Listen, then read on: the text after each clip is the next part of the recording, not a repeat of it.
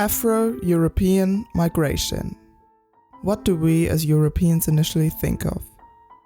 Millions of poor Africans trying to come and live off of our wealth, fleeing from wars, famine, and other hardships that were inflicted on them by their own corrupt and often totalitarian governments. Countless of them dying on the way. Or are we willing to take a long critical look at ourselves and see migration for what it really is?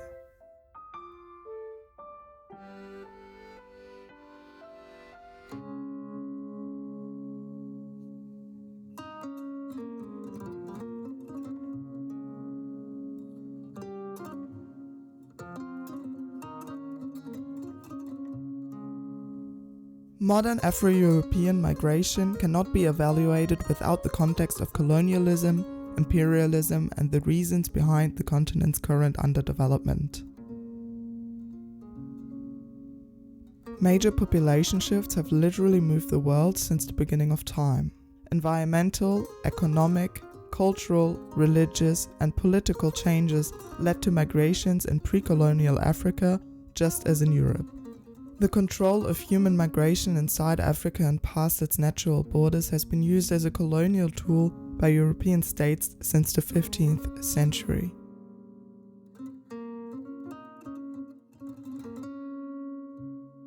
The formation of the Sahara Desert around 4,500 years ago separated sub-Saharan Africa from the rest of the world. Arid and humid periods forced movement from north to south and south to north throughout millennia.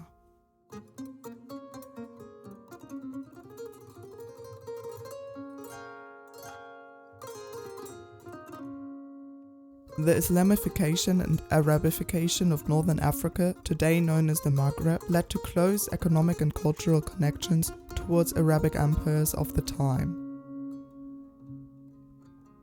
It also opened a gateway for pre-colonial slave trade and therefore forced migration of Africans by Africans to the Mediterranean basin and Arabia. This slave trade was initiated by pre-colonial governmental forms and the, at least in West Africa, common belief that defeated tribes automatically become slaves to their conquerors. Contrary to frequent portrayal, Africa was organized by complex and unique political structures before the arrival of European powers.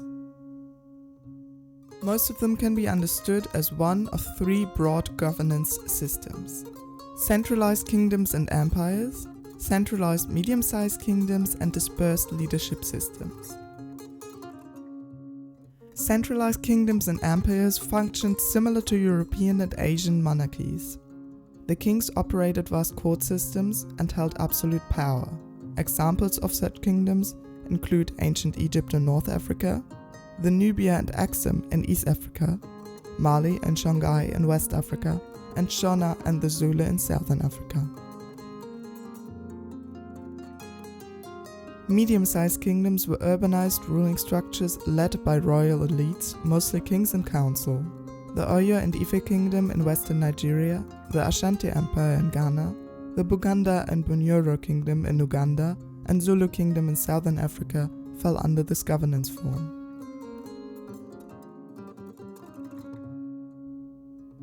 The last major government practice in pre-colonial Africa was that of dispersed, stateless, communal-run society. Power was not held by one single person, but by a council.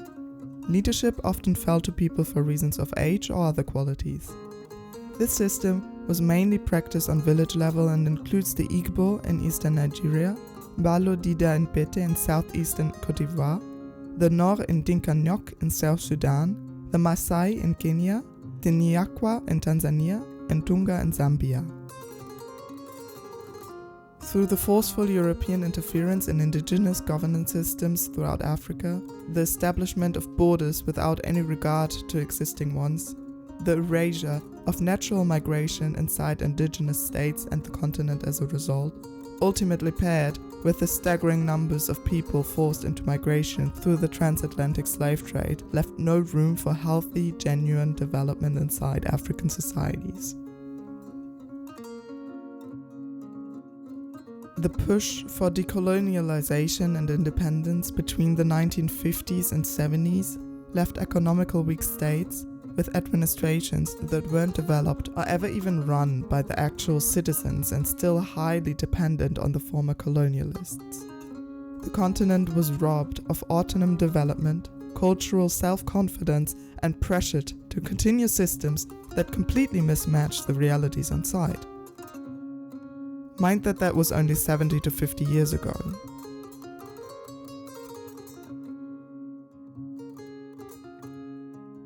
Political, economical, and cultural autonomy is still not granted to African states. Migration is being controlled and actively fought through organizations like Frontex and agreements with countries like Libya to keep as many African people from reaching Europe, no matter the casualties.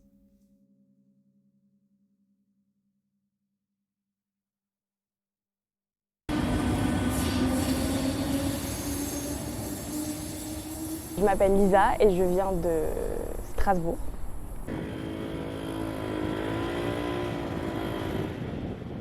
My name is Thomas Opon Chichiku. I'm from Ghana.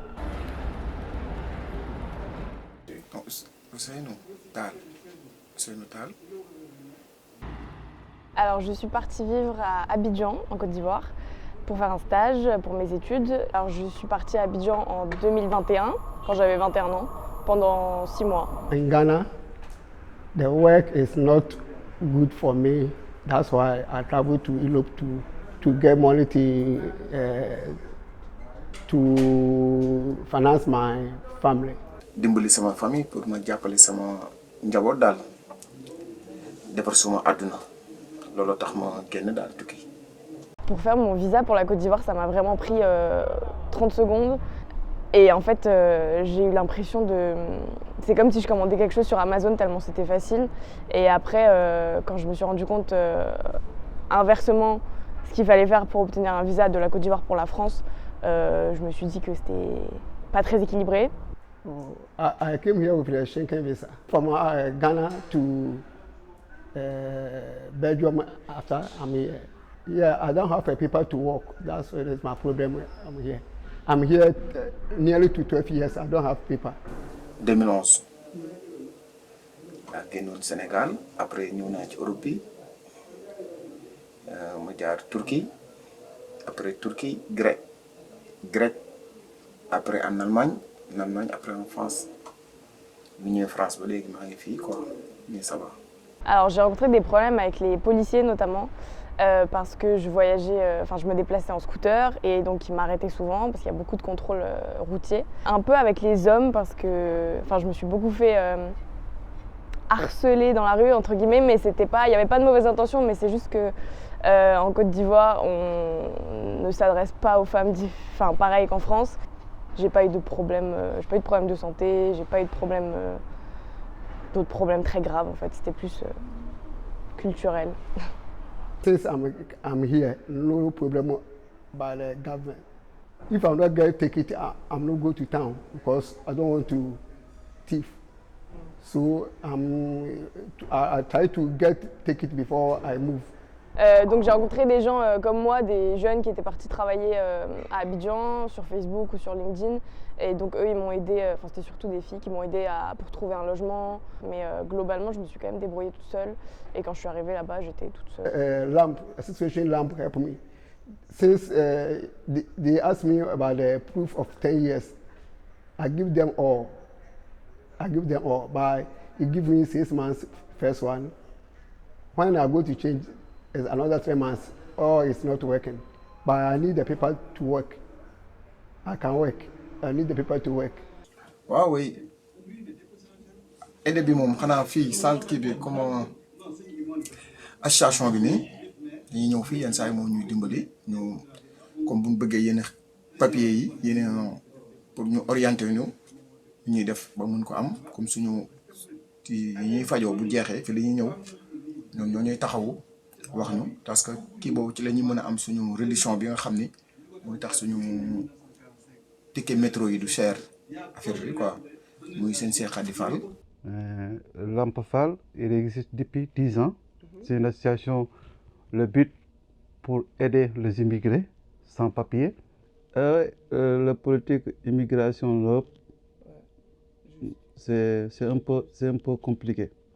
parce que les Européens, ils n'aiment pas les Africains vivant en Europe. Mais dans mon sens, à moi, c'était très facile d'émigrer en Côte d'Ivoire. How here condition, they are free for everyone. So if we will have your paper, nothing again, just to work to get money, nothing less. waaw mais fii politique bi moom daanaka man moom kiiwuma ci affaire politique daal su ma xëyee maa ngi dem nu may fexe ba génn ci daal laay xool.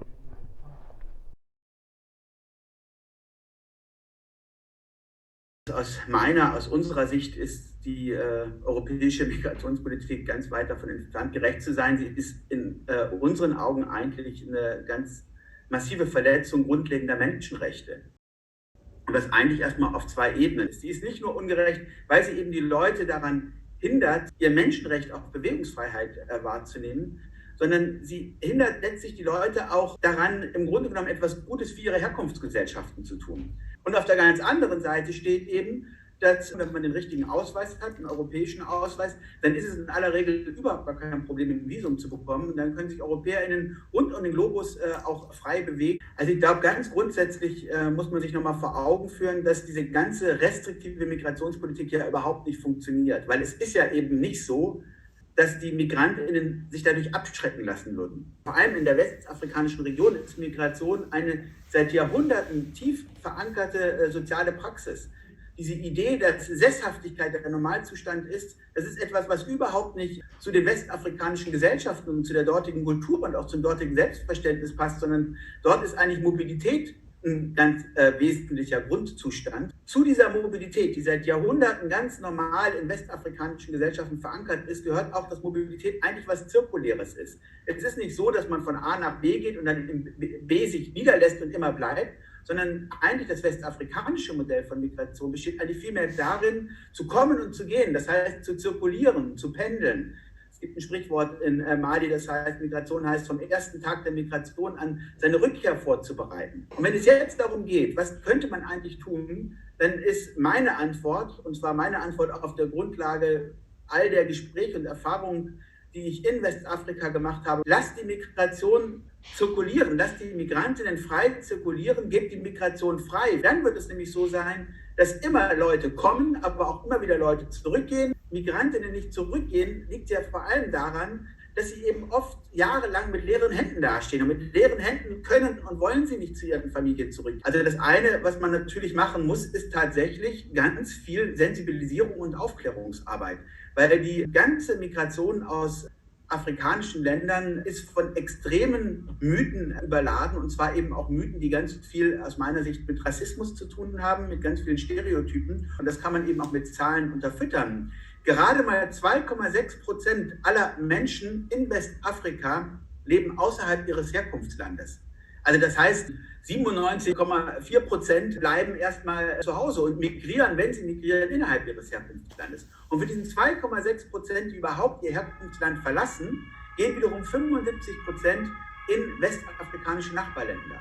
Und die restlichen 15%, die überhaupt übrig bleiben, das sind dann welche, die unter anderem nach Europa gehen, aber auch in arabische Länder, in andere Regionen Afrikas, teilweise auch in die USA etc. Wenn man sich die 20 größten Länder anguckt, aus denen internationale Migrantinnen kommen, also Migrantinnen, die eine Landesgrenze überschreiten, dann gibt es unter den 20 größten Herkunftsländern genau ein afrikanisches Land, und das ist Ägypten. Also das sind alles Informationen, die man erstmal auch in die Debatte reingeben muss, um überhaupt deutlich zu machen, dass, wenn man so möchte, diese europäische Obsession, sich vor allem über afrikanische Migration zu empören und davor Angst zu haben, dass die eben tatsächlich was mit Rassismus zu tun hat. Und ein zweiter Schritt, der natürlich auch dazu gehören muss: Es kann nicht sein, dass europäische Gesellschaften weiterhin auf Kosten afrikanischer Länder ihren Reichtum immer vergrößern und dadurch natürlich auch dafür sorgen, dass afrikanische Länder dazu verdammt sind, immer wieder in diese Armutsfalle reinzutappen, in der sie sowieso jetzt schon seit Jahrhunderten sind, erst durch die Sklaverei, dann durch den Kolonialismus und jetzt eben auch durch ein ungerechtes globales Wirtschaftssystem. Die Hoffnung stirbt zuletzt. Ich glaube, am wichtigsten ist ja, die Menschen sind ja da. Die Menschen müssen ja überleben. Wo ich halt viel skeptischer wäre, ist eben an die Bereitschaft von Europa zu glauben, tatsächlich gerechteren Ausgleich auch wirtschaftlicher Interessen und Lebenschancen zwischen dem afrikanischen und dem europäischen Kontinent zu organisieren.